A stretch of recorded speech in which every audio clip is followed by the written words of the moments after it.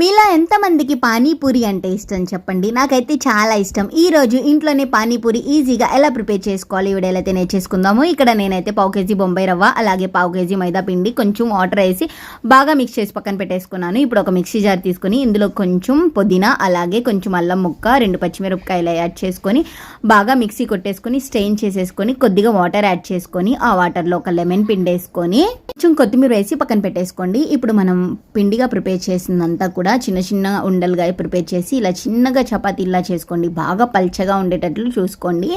ఇప్పుడు మిక్సీ జార్లో ముందుగా మనం నానబెట్టేసిన పచ్చి బఠానీ బాగా బాయిల్ చేసుకోండి. అలాగే ఒక బంగాళదుంప కూడా బాయిల్ చేసి బాగా ఇలా కచ్చా పచ్చాగా అయితే వేసుకోండి.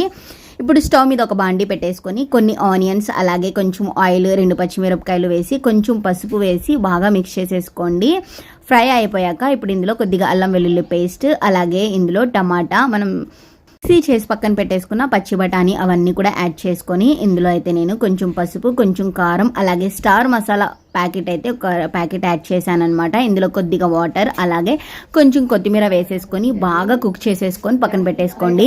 ఈ పానీపూరీలకి బాగా ఆయిల్ వెయిట్ చేసేసాక ఇందులో ఒక్కొక్కటిగా ఇలా బాగా ఫ్రై చేసేసుకుంటా ఉండండి. అప్పుడు అనేది పూరి అనేది బాగా ఉబ్బుతుందన్నమాట. చూసారు కదా ఇంట్లోనే పానీపూరి ఎలా ప్రిపేర్ అయిపోయిందో.